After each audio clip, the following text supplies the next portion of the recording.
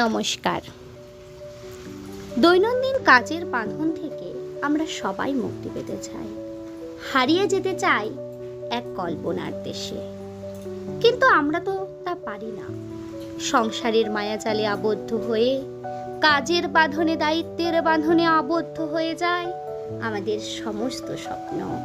আমরা থেকে যাই সেই একই পৃথিবীতে, সেই একই নিয়মের বাঁধনে। সেই নিয়েই আজকের কবিতা পাঠ, শুভ দাশগুপ্তের লেখা কবিতা মেঘ বলল।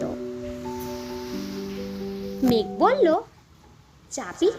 অনেক দূরের গেরুয়া নদী, অনেক দূরের একলা পাহাড়, অনেক দূরের গহন সেবন, গেলেই দেখতে পাবি। যাবি? জানলা দিয়ে মুখ ঝুঁকিয়ে বলল সে মেঘ, যাবি? আমার সঙ্গে যাবি? দিন ফুরিয়ে রাত ঘনাবে, রাত্রি গিয়ে সকাল হবে, নীল আকাশে উড়বে পাখি, গেলেই দেখতে পাবি। যাবি? শ্রাবণ মাসের একলা দুপুর, মেঘ বলল, যাবি? কেমন করে যাব রে মেঘ, কেমন করে যাব? নিয়ম ঘেরা জীবন আমার, নিয়ম ঘেরা এধার ওধার, কেমন করে নিয়ম ভেঙে এ জীবন হারাবো? কেমন করে যাব রে মেঘ, কেমন করে যাব?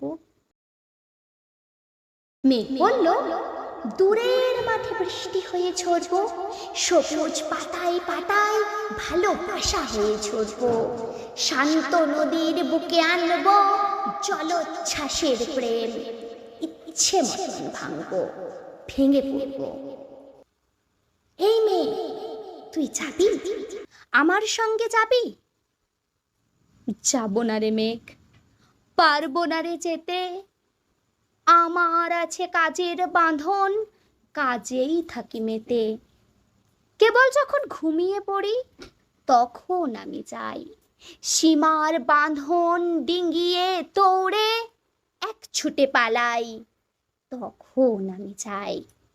স্বপ্নে আমার গেরুয়া নদী, স্বপ্নে আমার সুনীল আকাশ, স্বপ্নে আমার দূরের পাহাড়, সব কিছুকে পাই। জাগরণের এই যে আমি কৃতদাসের মতন, জাগরণের এই যে আমি এবং আমার জীবন, কাজ অকাজের সুতোই বোনা মুখোশ ঘেরা জীবন। তবু রে মেঘ, যাব একদিন ঠিক তোরই সঙ্গে, শ্রাবণ হাওয়ার নতুন রঙ্গে। যাব রে মেঘ, যাব। সেদিন আমি শিমুল পলাশ ভিজব বলে যাব, পাগল হাওয়ায় উতল ধারায় আমায় খুঁজে পাবো। যাব রে মেঘ, যাব। যাব রে মেঘ, যাব। যাব রে মেঘ, যাব।